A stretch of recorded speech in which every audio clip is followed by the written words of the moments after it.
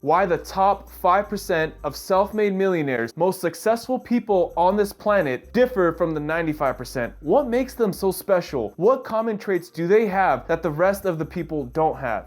Let's expose the exact difference on this whiteboard. So here we can see the 95% of the population. They're crying, tears, I'm so sad, I'm not successful and rich, I'm not a millionaire. Then you see the top 5%. I'm crying, I'm sad, but I'm a millionaire, so my tears are coming out in dollar signs. What makes them different? What's the big difference? What's this wall, this gap between the two, right? We see this thick wall between the 95% and the 5%. They're separated right here, right? How do we break this down and cross right over to the 5%? There's 4 main things, and you also might be wondering, why was I holding up this Pablo Picasso painting? We're gonna go into that later in the video, but for right now, pay attention to this. The number one thing is avoiding risk. The 95% of the population avoids risk. What does your parents tell you? What does most of your close friends tell you? Oh, don't do that, that's risky. Don't invest in the stock market, it's too risky. Don't start your own business, you might fail. 90% of businesses fail. You're gonna lose all your money. But that thinking is called fear and scarcity, where you think there's not enough to go around. Oh my God, I gotta hold on to every dollar I have. I gotta get a stable government job, go to school, get a degree, get a 9-to-5 that's gonna pay you and always be there with a paycheck so you can live a steady, safe job in your little home and struggle for the rest of your life until you're 65. That's avoiding risk, okay? Avoiding risk is 9-to-5, right? Your little government job, okay? What does the 5% do that the 95% doesn't? They don't just take risks, okay? Because taking risks, I agree, is also very dumb, right? Oh, I don't want to avoid risk. I'm gonna go on and take this huge risk. Let's just put all my money into Bitcoin and buy all these Bitcoins because I'm a risk taker. I'm not the 95%, I'm the 5%. I take risk. No, you gotta manage risk. The 5% knows how to manage risk. You know what Warren Buffett says? You know what his number one quote is? Never lose money. Because he manages risk. Billionaire hedge fund manager Ray Dalio, successful hedge fund manager, his number one thing is managing risks. He created the all-weather asset allocation portfolio that is designed specifically to avoid risk. Back in 2008, when the market crashed like over 30% in 1 year, his portfolio actually gained, I think, 1 or 2% during that crash. Why? Because he knew how to manage risk. And if you guys are actually interested in that, I made a whole video up here. I'll make it pop up with a card about how to manage risk with Ray Dalio's asset allocation. So we got Warren Buffett, we got Warren B managing risk, we got Ray Dalio, not just these investors, right? You got Steve Jobs, Bill Gates. Now, I know it sounds so risky. They just dropped out of college and went and pursued this. I'm gonna go start Apple. Do you think all of Steve Jobs' family and friends were saying, oh, that's smart, drop out of school? Or Bill Gates, just drop out of Harvard, the best university, and start Microsoft? No, but Bill Gates still dropped out of Microsoft.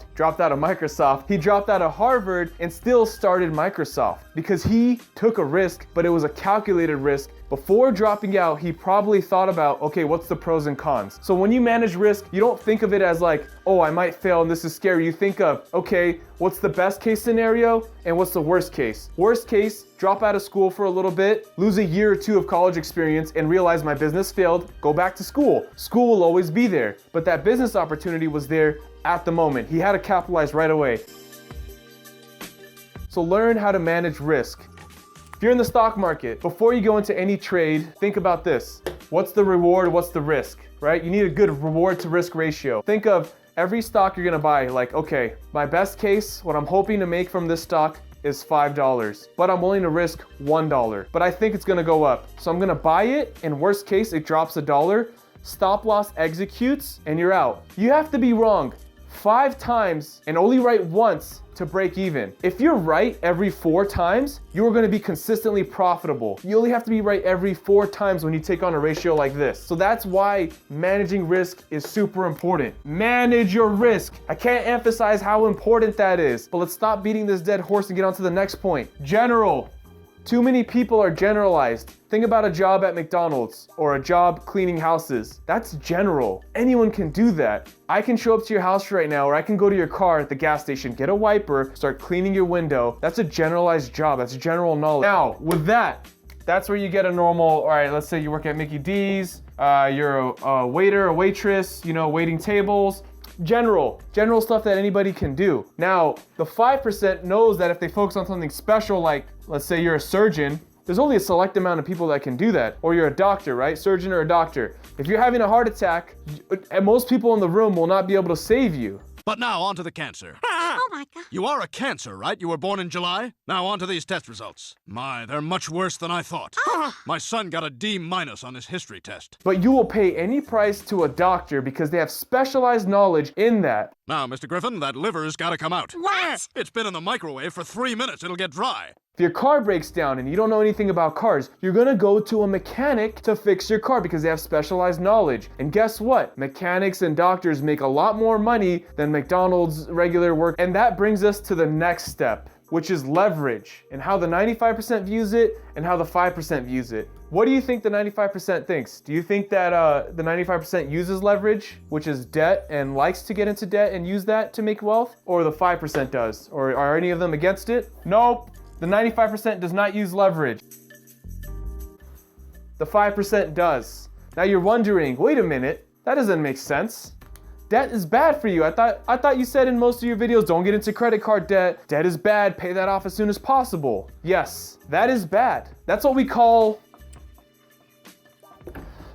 consumer debt. Consumer debt is bad, but what I'm talking about here, what the 5% leverage is good debt, which is real estate investing or in their own business, right? Let's say there's a specialized mechanic, right? This guy's part of the top 5%, he's a mechanic, for example. Now, since he's part of the 5% and he knows that he's gonna manage some risk, he's not gonna just think about avoiding risk and work as a mechanic making decent pay. He's gonna find a way to scale it. So let's say he decides, I'm gonna start buying all these shops. He starts buying all these shops, right? Boom, boom, boom. Now he is scaled from just an average mechanic to having all these stores everywhere. Boom.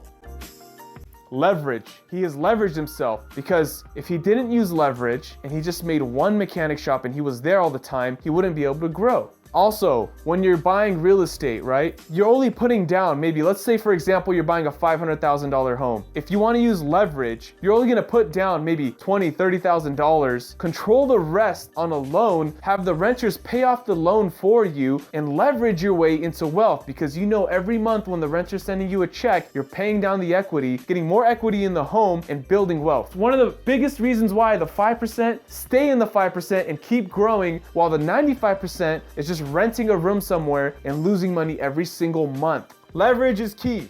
So we just went over these three things here and these three things here. What's the biggest difference when it comes to the mindset? Fear. Fear is what's stopping you from being here and jumping over this bridge to here. Because most people just think about it. Let me think about this. Let me think about it. Let me talk to my wife. Let me talk to my husband. Let me think. Top 5%'s like, okay, let's take action. Let's try it out. There's a saying, ready, aim, fire. This is ready, aim, aim, aim, aim, aim, aim. 65 years old, retired. I'm too old with no energy, didn't do anything with my life. Act is ready, fire, fire, make a mistake, aim, fire, fire, aim. Fire, fire, fire, fire, aim, adjust, fire, adjust. Taking shots in life. Call that action, okay? Taking action, big deal. Thinking, you're gonna get lost. You're gonna be stuck in this mental chamber in your mind and just always think. Never taking action, never finding freedom. So what do we need to cross this bridge, okay? Because we know fear is what's stopping everybody from the 95% to making it to the top 5%. What do we need? What's the one thing you need from this entire video?